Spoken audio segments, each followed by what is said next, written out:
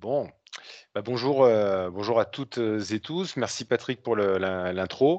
On va faire une session qui est orientée sécurité, comme l'indiquait Patrick en introduction. Et on va parler sécurité, notamment liée à Office 365 et on va dire aux projections qu'il peut y avoir en termes de sécurité sur la partie on-prem.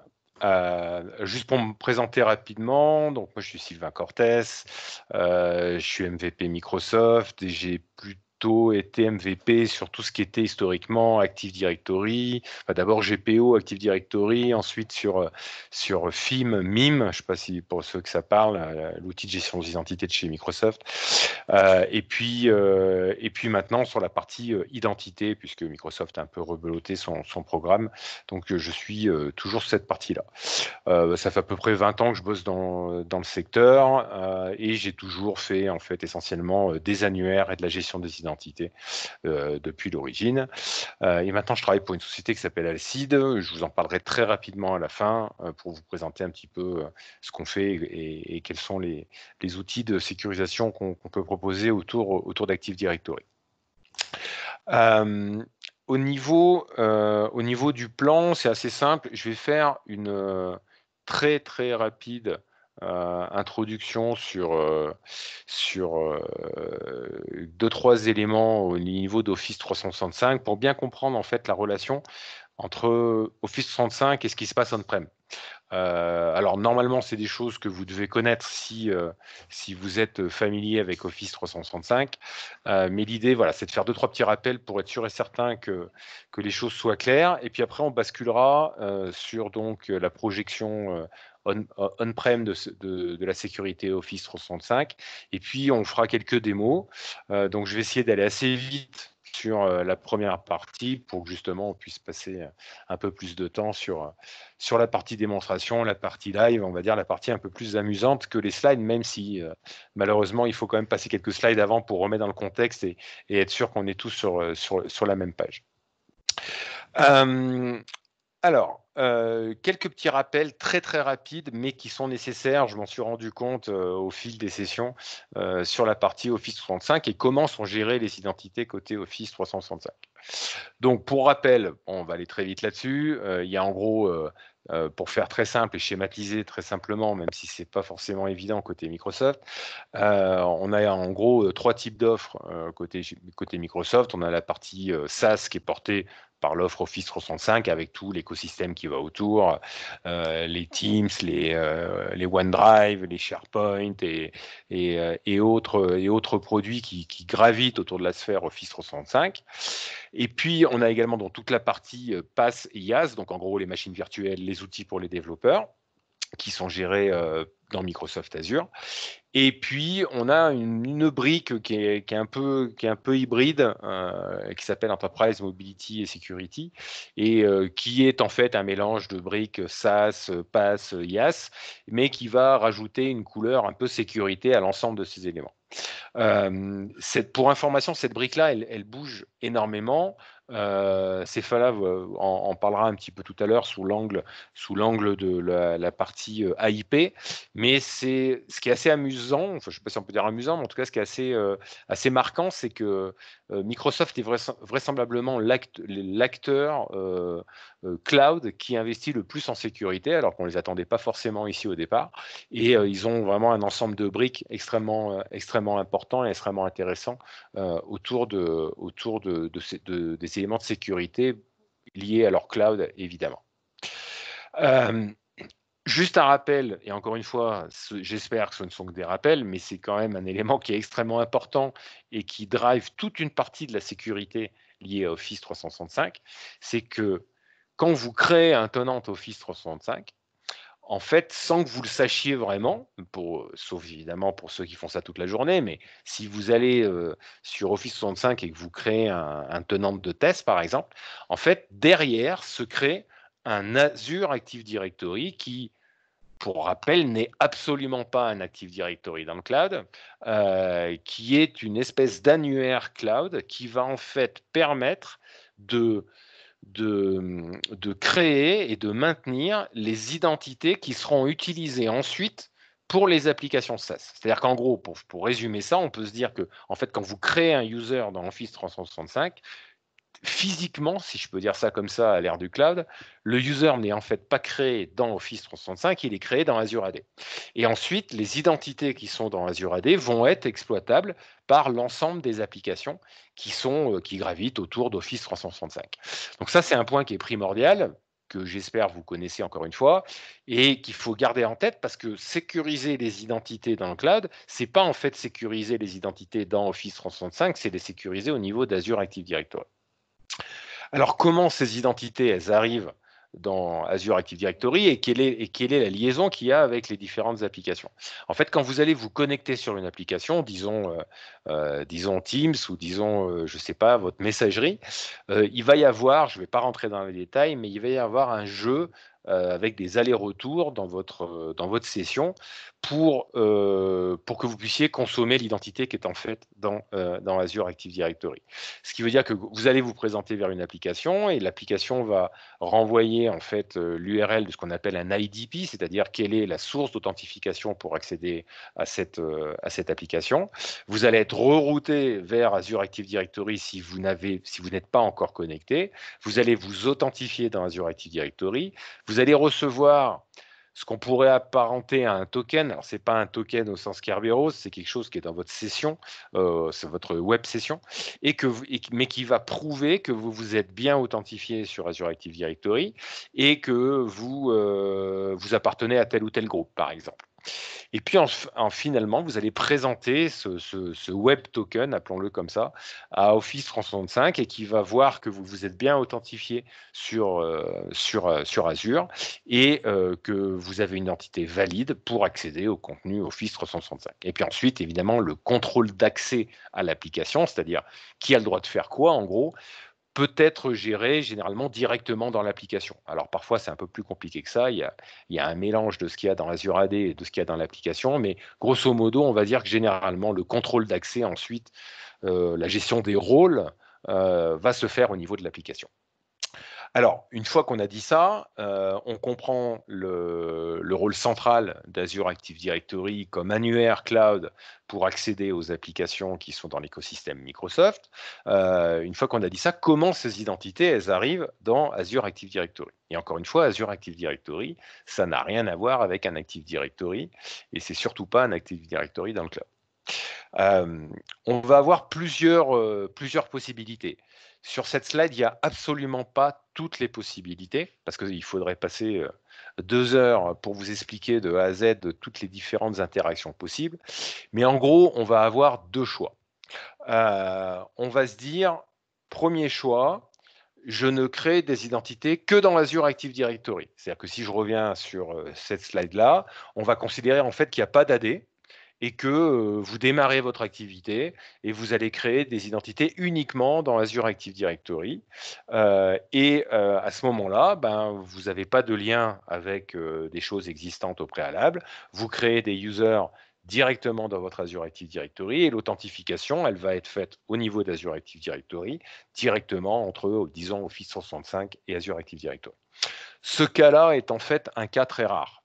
Ce cas-là ne correspond souvent que à des petites entités ou à des sociétés qui se montent. Si demain vous créez votre société, évidemment, vous n'allez pas vous embêter avec de l'infrastructure on-prem, vous allez vraisemblablement démarrer toute votre activité avec de l'IT dans le cloud, et vous aurez bien raison. Et à ce moment-là, vous allez créer directement vos identités dans Azure Active Directory si vous exploitez par exemple Office 365. Quand les entreprises sont de plus grosse taille, quand elles ont un historique on-prem, quand il y a des choses qui sont on-prem et qui ne peuvent pas, en tout cas maintenant, aller dans le cloud, ça veut dire que vous avez déjà des identités que vous gérez on-prem. Et c'est le cas le plus courant, en tout cas c'est le cas le plus courant qu'on va retrouver dans toutes les, on va dire, les ETI ou les grandes entreprises. Donc à ce moment-là, ce que vous allez faire, c'est synchroniser vos identités depuis le on-prem vers le cloud. Donc là, il y a plusieurs façons de faire, mais en gros, vous avez un module qui est fourni par Microsoft qui s'appelle Azure AD Connect et qui va vous permettre de synchroniser vos identités locales depuis votre Active Directory vers Azure Active Directory. Et puis, il se trouve que vous allez, en utilisant Azure AD Connect, vous allez aussi pouvoir avoir des options. C'est-à-dire qu'en gros, vous allez pouvoir dire soit je synchronise mes identités depuis Active Directory parce que historiquement, j'ai tout mon process, j'ai toute mon IAM qui est local et j'ai toute la gestion de mes identités qui est en local. Et moi, ce que je veux, c'est juste projeter ces identités vers Azure AD parce que je vais avoir besoin d'accéder à Office 365. Donc là, à ce moment-là, on va pouvoir synchroniser, par exemple, les users et les mots de passe, et tout ça va se retrouver dans Azure Active Directory. Et donc, on aura, une fois qu'on a fait la synchro, on va dire qu'on n'aura pas d'adhérence avec la partie on-prem, mais évidemment, on va régulièrement faire cette synchronisation parce que si jamais vous recréez un autre utilisateur sur AD, il faudra qu'il se retrouve avec son mot de passe dans Azure Active Directory. Et puis, il y a d'autres options où vous allez pouvoir en fait synchroniser uniquement l'identité de l'utilisateur, mais pas son mot de passe. Et à ce moment-là, ce qui va se passer, c'est que quand quelqu'un va s'authentifier sur Office 365, Office 365 va aller demander à Azure AD l'authentification. Azure AD va voir que vous avez fait ce paramétrage et va venir, par exemple via Azure AD Connect, interroger directement votre mot de passe sur votre monde on-prem. Encore une fois, cette slide est faite pour vous simplifier la donne. Il y a plein d'autres cas d'usage, ADFS, enfin voilà, il y a tout un tas d'autres cas d'usage possibles. Mais en gros, soit vous avez toutes vos identités dans le cloud, soit vous avez vos identités et vos mots de passe qui proviennent du monde local, soit vous avez que vos identités qui proviennent du monde local. Dans tous les cas, vous avez une adhérence qui est extrêmement forte avec la partie Active Directory. Parce que c'est historique, parce que des Active Directory, pour vous donner un chiffre, Active Directory est présent dans 98% des entreprises de plus de 50 employés. Donc, c'est juste pour vous donner un peu le ratio d'adoption. Et évidemment, l'Active Directory, historiquement et encore pour de nombreuses années, reste une pièce majeure sur la partie on-prem. Donc, ça veut dire quoi aussi? Ça veut dire que si on comprend ça, ça veut dire que s'il n'y a pas des choses sécurisées au niveau de votre Active Directory, il n'y aura pas des choses sécurisées en termes d'identité au niveau d'Azure AD et au niveau d'Office 365. C'est-à-dire qu'au niveau sécurité, alors pas niveau sécurité de la donnée, mais au niveau de sécurité de l'authentification et des identités, si vous faites une synchronisation entre ce qu'il y a en local et ce qu'il y a dans le cloud, si vous synchronisez quelque chose qui n'est pas bien gaulé, bah, fatalement, dans le cloud, ça ne va pas bien se passer. Donc si vous avez des groupes qui contiennent trop de users, admin, si vous avez des faiblesses de configuration, ça risque de poser problème en fait, parce que vous allez synchroniser des choses qui ne sont pas propres. Donc, au final, ça veut dire qu'il y a une grande part de la sécurité du cloud qui provient en fait de son réseau local. Donc ça, c'est un point important, surtout que lorsque l'on va commencer à utiliser des applications cloud, on ne pense pas forcément à cette partie on-prem, à l'adhérence, et il y a quand même quelques étapes à respecter pour arriver à quelque chose de plus ou moins sécurisé. Alors, on va regarder un peu ce qu'il y a à faire. En gros, j'ai à nouveau un écho. Non, c'est parti. En gros, vous allez avoir plusieurs étapes. Donc déjà, une des premières étapes, avant de commencer à synchroniser des choses côté Azure AD, quel que soit le mécanisme de synchronisation, il va falloir vous assurer que vous ne synchronisez pas n'importe quoi. Donc là, vous avez des options pour filtrer ce que vous voulez synchroniser, c'est-à-dire ne pas synchroniser un certain nombre d'objets. Mais ce que vous allez synchroniser, vous devez vous assurer que c'est bien fait, qu'il y a des mots de passe qui sont assez robustes, que l'appartenance au groupe est bien contrôlée, ce genre de choses. Ensuite, vous aurez à faire un choix sur votre architecture liée à l'authentification. En fait, le choix, un des trois choix, plus d'autres choix encore liés à des passerelles de fédération comme ADFS par exemple, ou Shibboleth dans le monde libre. Donc là, vous aurez des choix à faire stratégiques sur comment les gens vont s'authentifier, quand ils vont arriver sur Azure Active Directory. À nouveau, il nous faudrait 2 heures pour évoquer tout ça, mais ces choix-là ne sont pas si simples que ça, parce qu'il y a des choix qui vont induire une dépendance avec le on-prem au moment de l'authentification.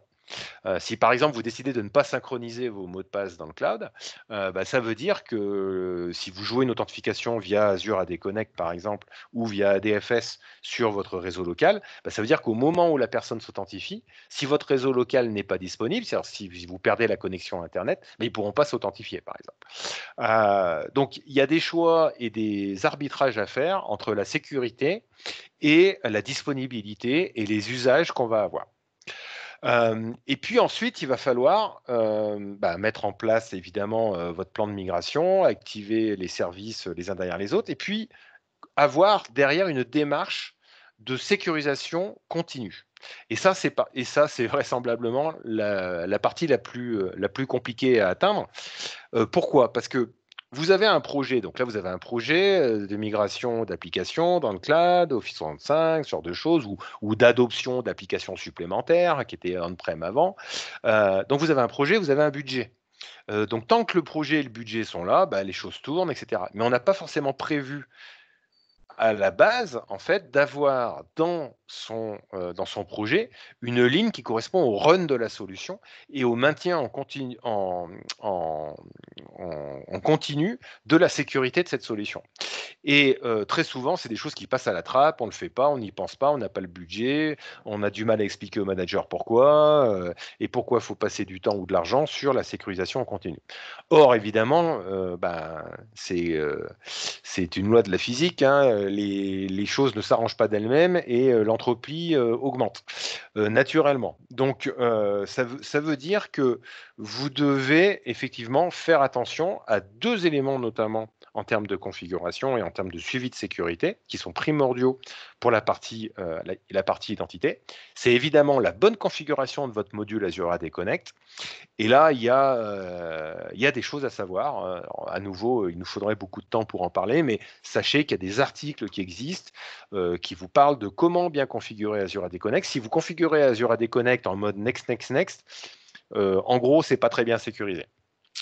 Donc là, il y a des choses à connaître, il y a des choses à vérifier. Et donc là, vous avez toute une série de consultants qui peuvent vous aider par rapport à ça. Mais c'est évidemment un point important parce qu'Azure AD Connect devient aussi un point d'entrée dans les 2 sens, hein. Un point d'entrée vers le cloud, mais aussi un point d'entrée sur votre réseau, notamment pour jouer des authentifications. Et puis évidemment, il y aura une configuration en continu sur Active Directory à réaliser parce que cette pièce-là, ça reste la pièce maîtresse de tout un tas de choses. Et encore une fois, vous allez projeter des choses qui sont dans votre AD vers l'Azure Active Directory. Donc, ça devient en fait quelque chose de primordial à sécuriser. Donc là, pour sécuriser votre partie on-prem, il y a des choses à suivre et des choses à connaître. Premièrement, si vous n'êtes pas féru de sécurité Active Directory, il y a quelque chose que vous devez absolument mettre en œuvre. C'est ce que Microsoft appelle le tiers modèle. À nouveau, je vais faire light, mais donc là, vous avez tout un tas de documents qui existent fournis par Microsoft qui vous expliquent comment implémenter le tiers modèle. Mais à nouveau, pour faire relativement simple, l'idée du tiers modèle, c'est de segmenter votre Active Directory en plusieurs niveaux et de ne pas permettre de communication, d'authentification entre ces niveaux. Donc en gros, les 3 niveaux, c'est les domaines contrôleurs, plus des choses assez importantes sur votre réseau, les serveurs membres avec les applications, les bases de données, ce genre de choses, et les workstations. Si je devais schématiser en gros ce que c'est que le tiers modèle, c'est à peu près ça. Donc là, il y a des règles à implémenter par GPO, notamment, qui vont vous permettre de segmenter et de faire en sorte, par exemple, qu'un administrateur de domaine, donc quelqu'un qui appartient dans le groupe domaine admin, n'ait pas le droit d'ouvrir une session sur une workstation. Alors ceux qui font de la sécurité voient de quoi je veux parler, on en reparlera un peu plus tard. Je vais vous faire des démos pour illustrer ça, que vous compreniez pourquoi c'est quelque chose qu'il faut absolument éviter, parce que c'est en fait la porte d'entrée à tout un tas de ransomware dont on discutera tout à l'heure. Ensuite, il va falloir aussi, si vous êtes dans une activité régulée, suivent les règles de l'ANSSI. Donc l'ANSSI a tout un tas de bonnes pratiques à vous fournir. Il y a un document qui est un peu ancien maintenant qui existe, un document PDF. La semaine dernière, l'ANSSI, ou cette semaine, je ne sais plus, a publié encore d'autres règles d'hygiène à implémenter au niveau de l'Active Directory. Alors pourquoi c'est si important pour l'ANSSI? C'est parce qu'on sait qu'à peu près, alors les chiffres c'est toujours très compliqué, mais on va dire par expérience, on sait qu'environ 80% des attaques de ransomware passent par Active Directory. Et donc, fatalement, ça devient un élément critique. Donc, pour pas que les chemins d'attaque soient pris, on reparlera sur ces notions de chemin d'attaque un peu plus tard, il faut avoir implémenté des bonnes règles d'hygiène. Et le deuxième point, c'est de suivre ces règles d'hygiène quasiment en temps réel. Parce que le problème de l'Active Directory, au-delà de la taille potentielle qu'il peut avoir et du nombre d'objets, c'est qu'en fait, l'Active Directory, c'est un animal qui est vivant. C'est-à-dire que l'Active Directory du lundi, c'est pas celui du mercredi. Pourquoi? Parce que vous créerez des users, il y a des gens qui s'authentifient, il y a des gens qui font des resets de mots de passe, vous allez installer des applications. Parfois, il y a des applications qui vont vous demander d'implémenter ce qu'on appelle en français, des délégations Kerberos. Vous allez avoir des paramétrages à faire, des groupes à créer, des groupes à inclure dans d'autres groupes, etc., etc. Donc, Active Directory, c'est pas quelque chose de fixe, c'est un animal vivant. Et il faut vraiment avoir un suivi des bonnes pratiques et des bonnes règles d'hygiène quasiment en temps réel. À nouveau, on reviendra sur ce point un peu plus loin tout à l'heure. Et puis le dernier point qu'on oublie aussi un peu parfois, c'est que si vous avez une compromission de votre Active Directory, ce qui peut arriver, même voilà, vous avez fait les choses bien, ou vous pensiez avoir fait les choses bien, ou vous n'avez peut-être pas investi assez de temps sur la partie suivie en temps réel, il faut prévoir le plan B, quoi. C'est-à-dire que si jamais vous avez un gros problème, il faut que vous soyez assuré que vous soyez en capacité de restaurer l'ensemble des éléments liés à Active Directory sans trop transpirer. Et croyez-moi, parce que j'en ai fait quelques-uns, on a tendance à vite transpirer quand on fait de la restauration Active Directory et qu'on a les DG et les commerciaux, les responsables de production et compagnie qui tapent à la porte de la War Room pour vous dire alors c'est quand que l'Active Directory revient. Donc ça, c'est des choses qu'il faut préparer, qu'il faut tester, qu'il faut jouer de temps en temps. Il faut avoir des plateformes de restauration pour faire des tests. Et OK, on veut ne jamais l'utiliser, mais si jamais on en a besoin, c'est quand même bien de savoir qu'on a des bonnes sauvegardes, que ça fonctionne et qu'on a déjà joué des restaurations et donc on sait comment ça fonctionne. Parce que si vous découvrez la restauration Active Directory le jour où vous avez un problème, je vous garantis que ça ne va pas bien se passer du tout. Alors, maintenant, on va aller un peu plus loin sur justement cette partie sécurisation Active Directory et cette partie sécu Active Directory. Et comprendre pourquoi et aller un peu plus dans les détails. Et ce que je ferai, c'est que j'illustrerai mes propos avec en fait des démonstrations qu'on fera à la fin. Donc là, pareil, hein, là, je me suis lancé dans la démonstration live. J'ai quand même des petites vidéos si jamais mes VM me lâchent, mais normalement, ça devrait bien se passer. Alors, pourquoi c'est si important que ça? Là, je vous ai mis une slide. J'aurais pu vous en mettre des logos, j'aurais pu vous en mettre des centaines.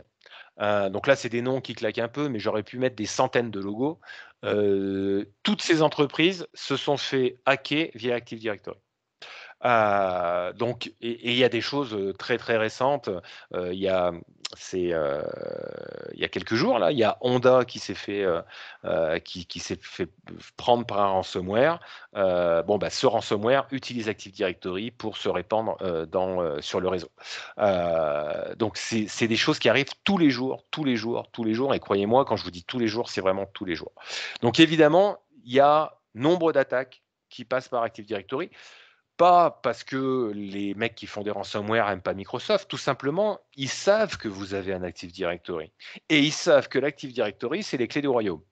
Donc si il y a du développement à faire, autant se concentrer sur quelque chose que je vais trouver dans 98% des cas, quelque chose qui est fatalement pas bien sécurisé, on va revenir sur ce point-là tout à l'heure, et je sais que vous utilisez Windows, donc je vais faire l'effort là où c'est intéressant. Les gens qui font des ransomware, ils sont comme nous tous, hein, ils veulent de l'efficacité, il faut du retour sur investissement. Donc le retour sur investissement, il se fera sur évidemment des choses qu'on va trouver de partout et l'Active Directory, on va le trouver de partout et si on prend le contrôle de l'Active Directory, on sait en fait qu'on a le contrôle de la boutique. Donc évidemment, c'est quelque chose qui est particulièrement intéressant à cibler. Alors là, je vous ai mis, de toute façon, les slides seront disponibles. Je vous ai mis quelques chiffres pour vous donner quelques notions sur ce que ça représente, en fait. Donc, je ne vais pas tous les citer, mais il y en a un que je trouve assez parlant. Il y a une nouvelle attaque de ransomware toutes les 14 secondes. Donc, en gros, toutes les 14 secondes, là, je ne sais pas quand on a commencé, mais là, si vous faites 12 maths, comme diraient les anglo-saxons, on a déjà vraisemblablement plusieurs dizaines ou centaines d'attaques de ransomware qui ont commencé depuis qu'on a commencé à parler à 18h30. Donc évidemment, c'est quelque chose qui est très récurrent. Et en fait, pourquoi ça augmente et pourquoi ça devient récurrent? C'est parce qu'en fait, maintenant, toutes les attaques de ransomware ou de malware, de façon plus générique, sont automatisées. C'est-à-dire qu'on est passé d'un monde, il y a quelques années, où en gros, il y avait quelqu'un derrière le clavier, à un monde où en fait, tout est automatisé de A à Z. La partie phishing, la partie euh, primo-infection du PC, la deuxième infection, la désactivation de l'antivirus, le discovery de votre réseau. Enfin, toutes ces étapes-là sont complètement automatisées de A à Z. Donc, il n'y a plus personne derrière les claviers. Hein. Ça se joue complètement tout seul. Et c'est évidemment quelque chose qui est croissant, puisque on va tous les ans, moi je m'intéresse aux chiffres, tous les ans les chiffres augmentent.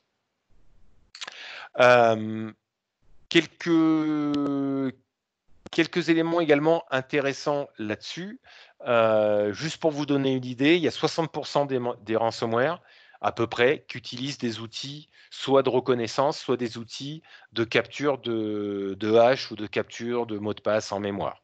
60%. Donc, en fait, c'est très simple. Hein, les gens récupèrent du code sur GitHub et l'intègrent dans leur ransomware.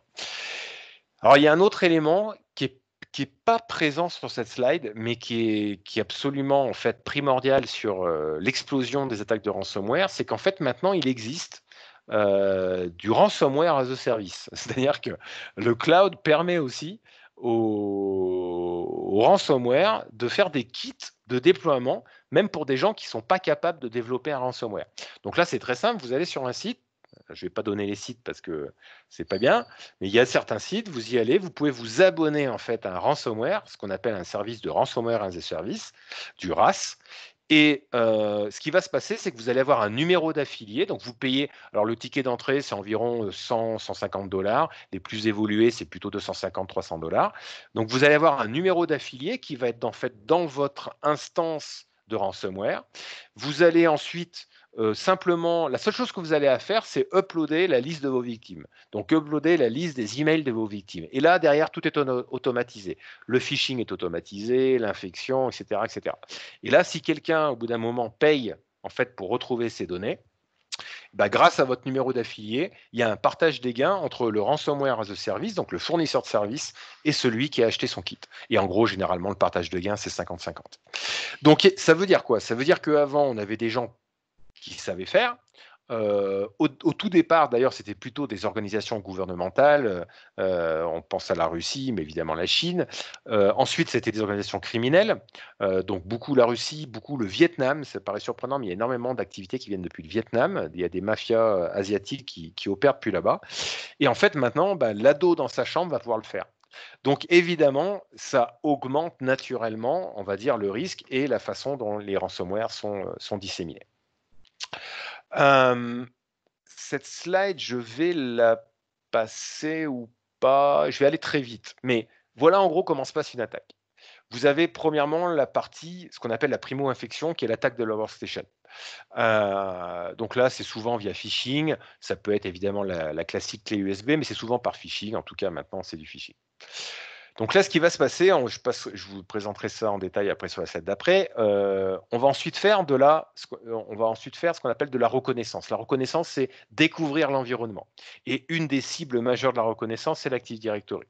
Donc vous connaissez peut-être des outils comme Bloodhound qui permettent de faire ça en automatique. Il y a tout un tas d'autres outils qui existent. Et puis là, va commencer la réaction en chaîne. Donc on va commencer à capturer des mots de passe en mémoire de la workstation. On va commencer à vouloir faire de l'escalation de privilèges. Donc l'escalation de privilèges, privilèges, c'est-à-dire je suis admin d'une workstation, je veux devenir admin des serveurs. On va faire ce qu'on appelle du mouvement latéral. Donc le mouvement latéral, c'est je suis admin de la workstation numéro 1 et je veux devenir admin de la workstation numéro 2. Donc on va progresser en fait dans les deux sens, latéralement et en escalade. Et puis on va arriver jusqu'au final à devenir administrateur de domaine. Je vais vous détailler un petit peu plus comment ça fonctionne juste après. Et puis enfin, il va y avoir la partie persistance. Donc la persistance, c'est en gros exploiter les données que j'ai trouvées, les chiffrer, mettre des backdoors, et puis derrière, c'est souvent de la demande de rançon, ou donc soit de la demande de rançon sur des données chiffrées, soit de la demande de rançon pour dire je ne veux pas divulguer des données en fait sur Internet.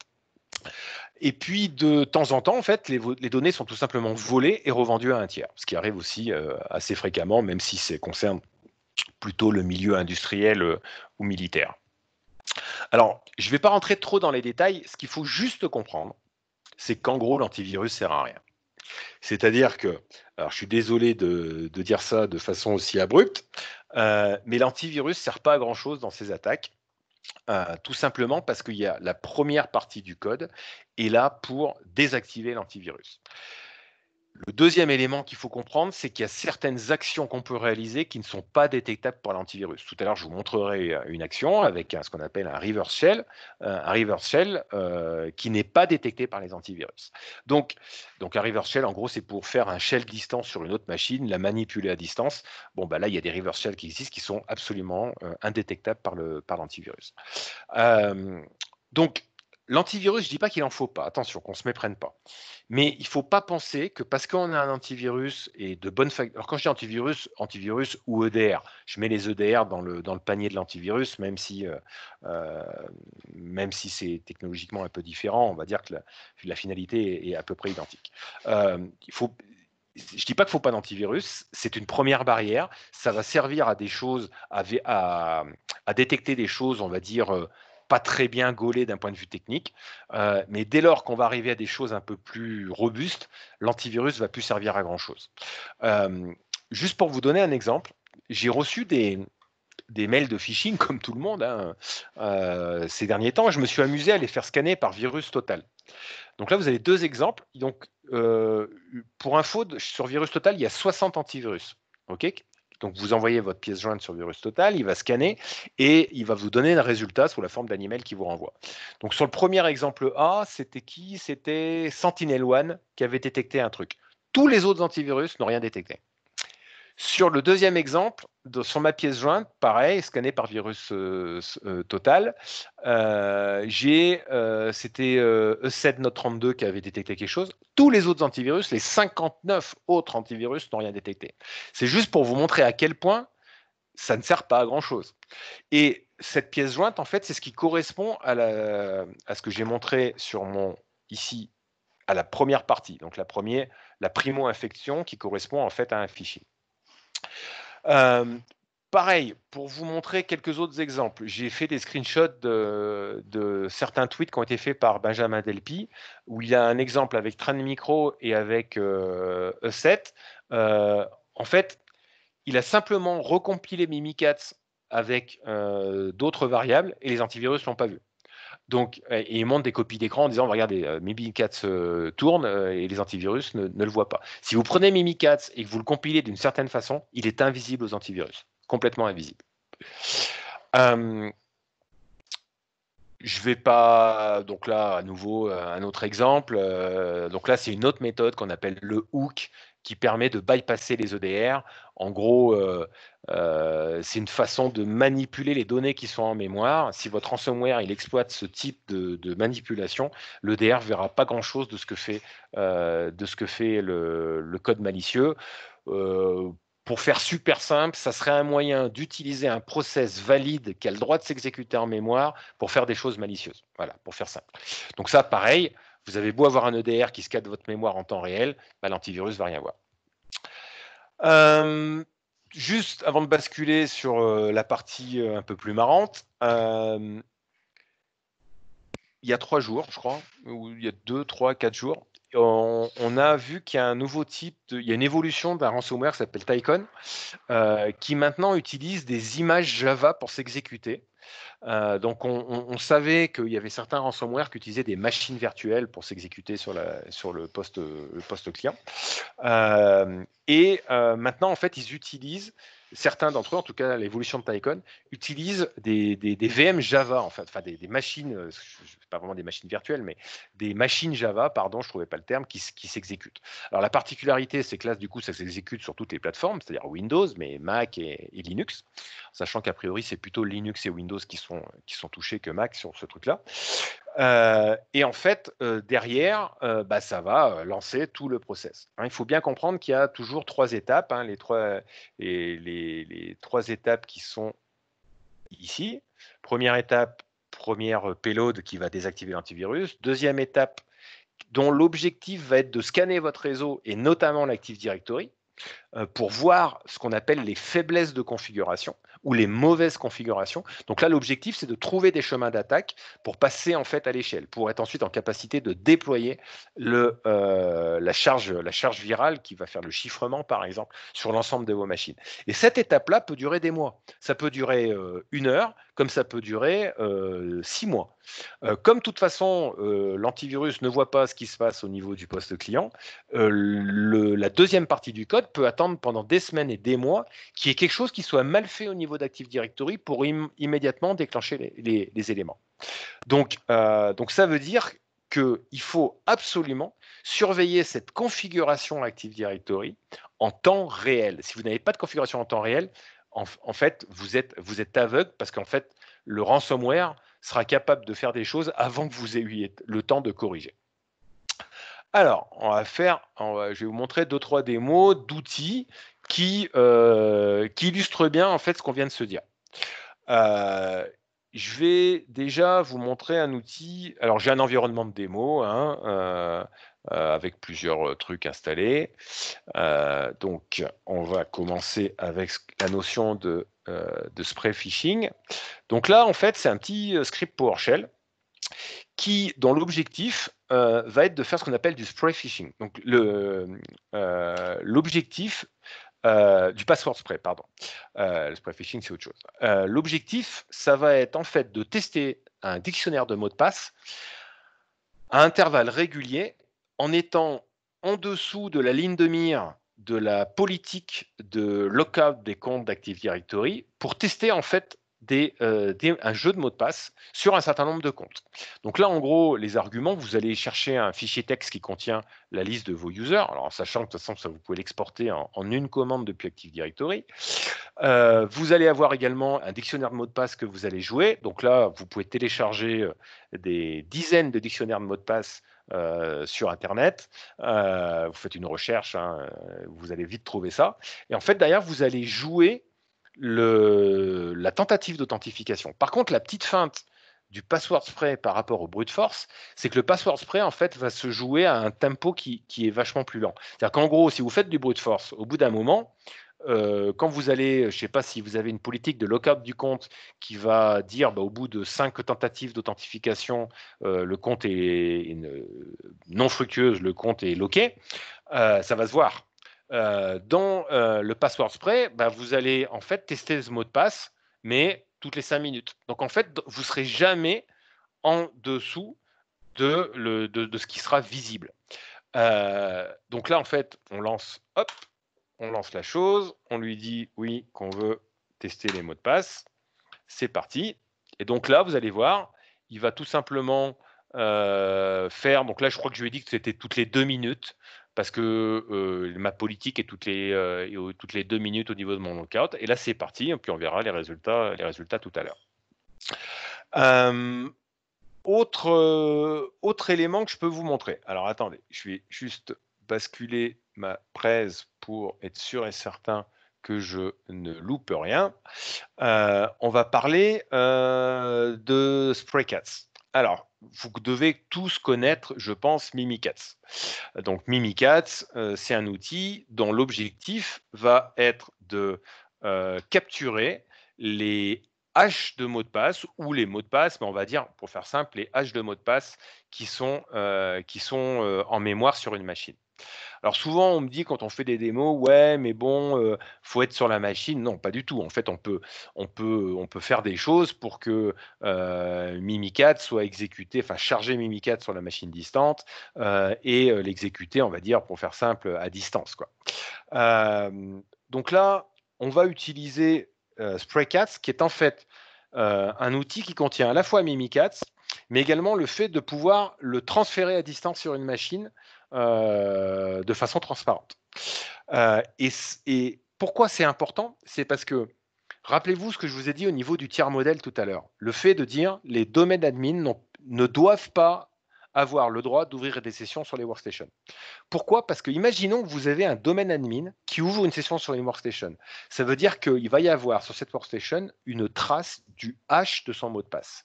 Or, si j'utilise Mimikatz derrière, je peux récupérer ce hash et en fait, ça veut dire que je suis domaine admin. Parce que rappelez-vous que quand vous vous authentifiez, en fait, vous n'envoyez pas le mot de passe, vous envoyez le hash du mot de passe. Donc, il suffit de capturer les hashes pour les jouer pour obtenir un ticket qui vous permet d'être admin du domaine. Alors, je sais, parce que là, du coup, j'ai lancé tout à l'heure un petit update de ma Kali. Donc, je vais juste vérifier. OK. Donc là, je vais le faire depuis l'Ubuntu. Hop. Donc, j'ai donc installé mon script. Donc, en fait, c'est un script que vous pouvez télécharger, hein. Vous allez sur GitHub et vous le téléchargez. Et là, donc, je suis sur une machine Ubuntu. Et je vais, alors pour exécuter ce truc-là, j'ai besoin d'avoir un compte local admin de la machine que je vais cibler. Alors, il y a plein de moyens de récupérer un compte local admin. Vous pouvez démarrer avec un CD Windows. Si vous avez un accès physique à la machine, vous êtes local admin. Parce qu'en fait, vous démarrez sur un CD ou une clé USB et vous pouvez hacker localement la base de compte. Vous pouvez aussi faire du password spraying, c'est-à-dire que vous jouez votre password spraying en visant ici les comptes qui sont admin locaux des machines pour obtenir au fur et à mesure leur mot de passe. Il y a X moyens d'être admin local d'une machine. Je ne vais pas tous les détailler. Pareil, il nous faudrait 3 heures pour voir tout ce qu'on peut faire. Donc en gros, là, pour exécuter cette attaque, il me faut un compte local admin sur la machine. Donc là, ce que je vais faire, c'est que je vais cibler une machine et je vais lui injecter en fait Mimikatz à distance. Et je vais exécuter en fait Mimikatz sur la machine distante. Et là, typiquement, qu'est-ce que je vais avoir? Je vais obtenir ce que j'aurais obtenu si j'avais exécuté Mimikatz localement sur la machine. Et je vais récupérer notamment les haches de mot de passe. Donc là, je retrouve en fait les haches de mot de passe. Et avec Mimikatz, je peux tout simplement reprendre ces haches et m'authentifier au niveau du domaine contrôleur. Donc imaginons que, je ne sais pas, cet utilisateur-là soit domaine admin et qu'il ait ouvert une session sur ma machine, et ben, je récupère son mot de passe, je le joue et je deviens domaine admin. Et en fait, c'est exactement ce que va faire un malware. Un malware va exactement faire ça. C'est-à-dire, il va scanner les authentifications qui sont faites sur la machine et tenter de récupérer des hashes pour passer à l'échelle, faire une escalade, passer à l'étape supérieure. Autre exemple, ce qu'on appelle un reverse shell. Donc un reverse shell, ça permet de prendre la main à distance sur une machine et de faire un certain nombre de choses. Je vais vous montrer l'exemple d'un reverse shell qui n'est pas détecté par les antivirus. Donc là, ça doit être cette machine-là qui a l'antivirus activé. On va vérifier tout de suite. Alors, donc là, est-ce que j'ai bien...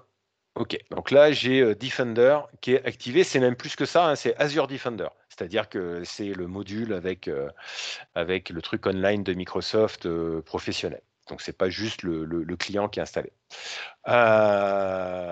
Ensuite, ce que je vais faire, c'est que je vais me mettre sur ma machine et je vais tout simplement lancer un petit PowerShell. Donc, on va faire un PowerShell. Hop là.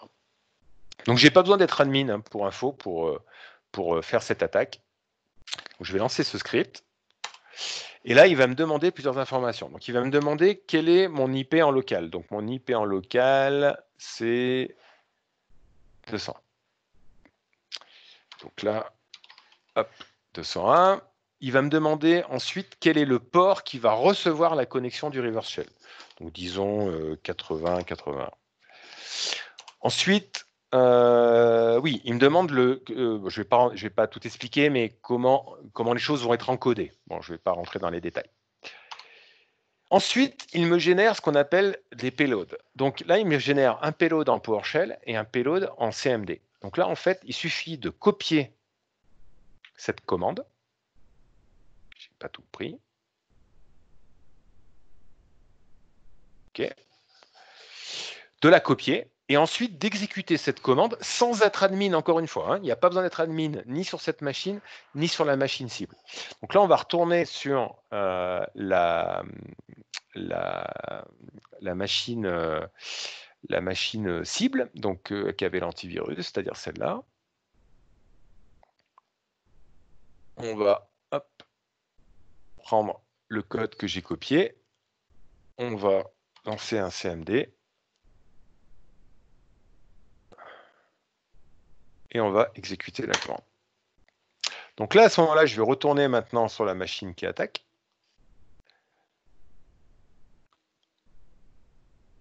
Hop là. Et ça marche pas. C'est pas grave, on va faire autrement. On va passer par Metasploit. Donc, là, je vais utiliser, donc depuis une Kali, je vais utiliser un outil qui s'appelle Metasploit pour faire à peu près la même chose. Donc là, l'idée, ça va être d'utiliser un exploit particulier qui va me permettre, donc je vais lancer Metasploit, qui va me permettre de prendre la main de la machine. Pareil. Donc là, je vais vous montrer un bon exemple. Là, pourquoi je vais être capable de faire cet exploit que j'utilise? Tout simplement parce que un administrateur a installé ce truc-là. Donc là, normalement, si je fais ici,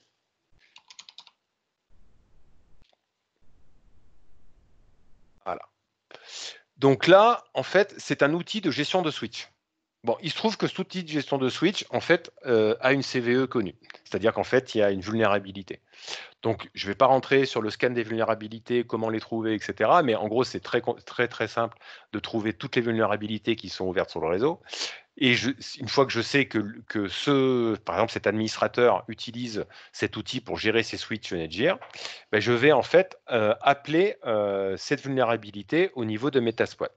Donc là, c'est ce qu'on appelle utiliser un exploit. Donc là, je lance cet exploit et ensuite je vais voir en fait quelles sont les options qui sont disponibles. Donc là, je vais lui dire show options. Donc là, je vois que j'ai plusieurs choses à paramétrer. Donc là, ce qu'on va faire, c'est que je vais paramétrer l'hôte que je veux attaquer. Donc là, je vais faire un petit paste. Voilà, je vais lui dire que c'est 200. Donc du coup, maintenant, je vais vérifier mes options, voir si j'ai bien tout. Donc là, je vais attaquer la machine 200. Je vais aller sur le port 80-81 ce coup-ci. Et on va voir ce que je vais pouvoir faire derrière. Donc là, hop, on va lancer l'exploit avec la config. C'est parti. OK. Donc là, maintenant, en fait, je suis en session distante sur la machine. Donc là, je vais, par exemple, on va prendre un exemple concret.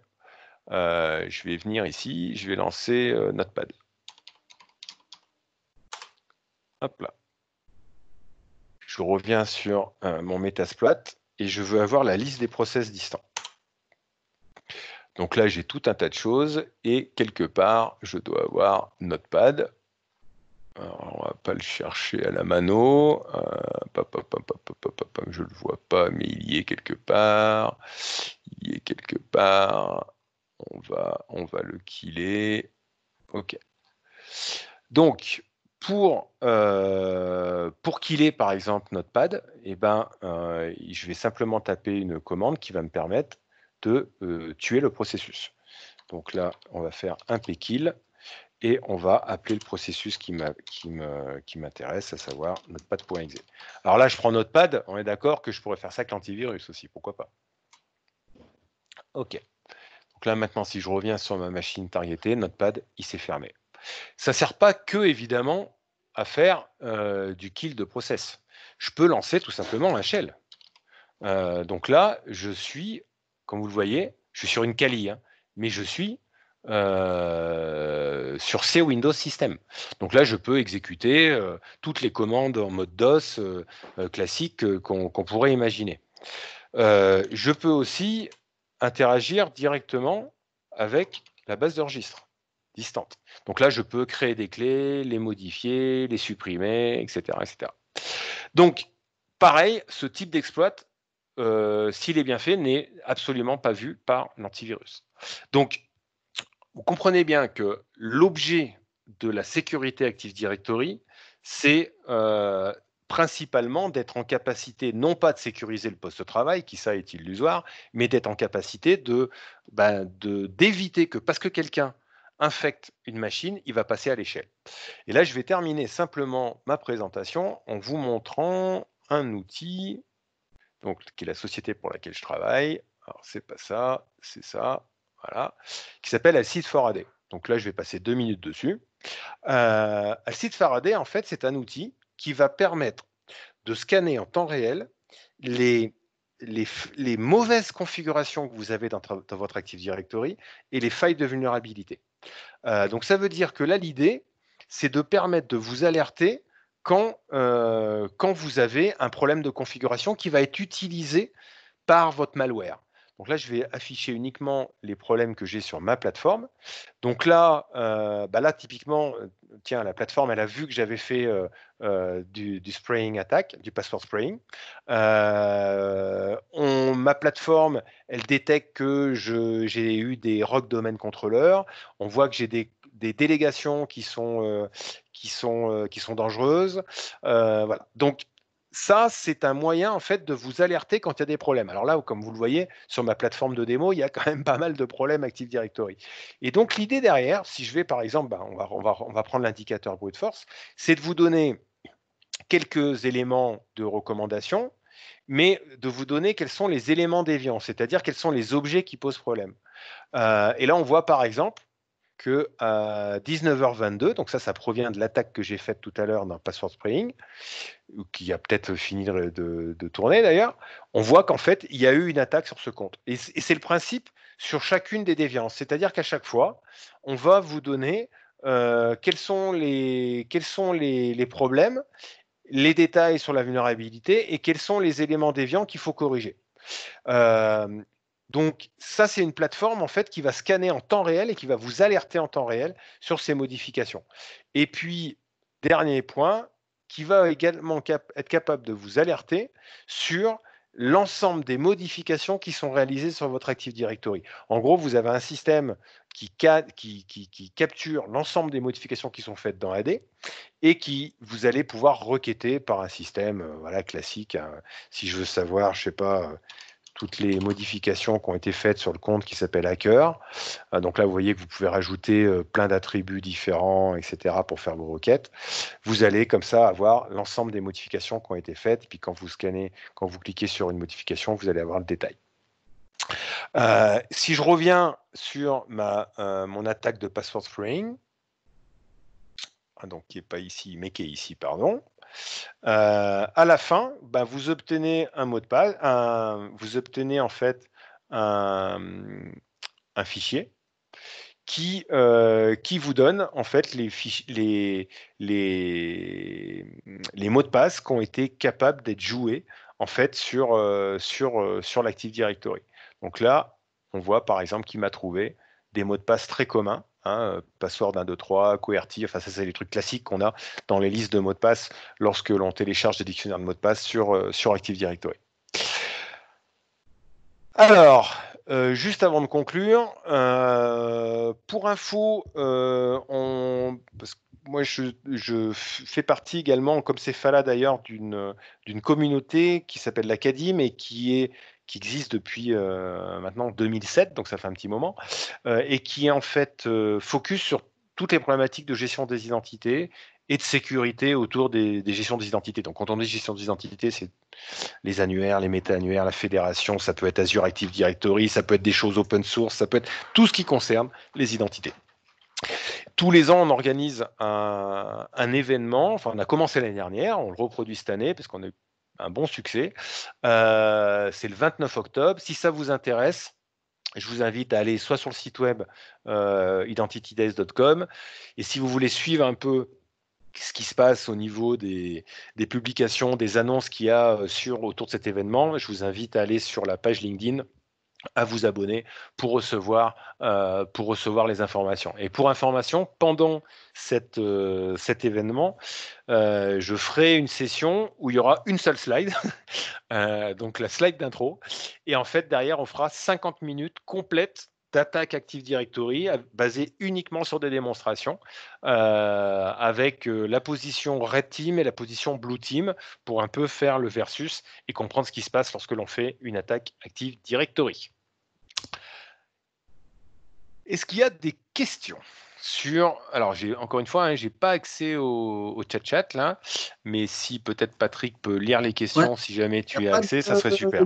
Il n'y a pas de questions dans le chat, donc si les gens ont des questions, qu'ils n'hésitent pas à ouvrir leur micro et on va prendre les questions. Caïs, il a levé la main, donc je ne sais pas s'il a une question ou s'il a un problème technique. S'il peut activer son micro, peut-être pour poser. Voilà, super. Oui, bonjour à tous. Bonjour. Bonjour. Merci pour la présentation, ce sont des informations pertinentes. J'ai une question par rapport aux attaques et l'antivirus. Donc, comme méthode, première étape, aller par un phishing et par la suite, peut-être via le script, désactiver l'antivirus, n'est-ce pas? Oui, globalement, c'est ça. Alors, en sachant qu'après, la méthode de désactivation de l'antivirus va dépendre de l'antivirus lui-même. Mais effectivement, l'objectif du document qui est dans le phishing, c'est pas de faire tout le reste, c'est vraiment de faire la première étape qui est désactiver l'antivirus et télécharger la deuxième partie du code. D'accord. Effectivement, par rapport à ça, il y a des antivirus où avec la stratégie ou la stratégie qui est émise sur les postes de travail, même l'administrateur local du PC ne peut pas désactiver l'antivirus, n'est-ce pas? On va dire plus ou moins. C'est-à-dire que oui, le commun des mortels ne sait pas comment le faire, mais la plupart des process même liés à des antivirus sont désactivables. Même s'il y a des méthodes, effectivement, où par exemple, il y a des antivirus où il y a deux services et quand on en désactive l'un, l'autre tourne forcément, etc. Néanmoins, c'est contournable. Il faut bien comprendre que quand on est administrateur local d'un système, on peut tout faire sur le système. Pourquoi on peut tout faire sur le système? C'est parce que quand on est admin local d'un système, on peut impersoner le compte machine de la machine. Et dès lors qu'on est compte machine, on a le droit de tout faire. On peut accéder à la mémoire, on peut faire ce qu'on veut avec les services. D'accord, ok. Et par la suite, effectivement, si on arrive à récupérer le hash du compte, par exemple un compte sur l'Active Directory, quel que soit le privilège, donc comment par la suite on peut y accéder avec ce compte? Après, c'est très simple. En fait, une fois qu'on récupère le hash, donc c'est une valeur texte, hein, le hash qu'on récupère, hein, ce qu'on avait ici, là, si je reviens. C'était sur l'Ubuntu.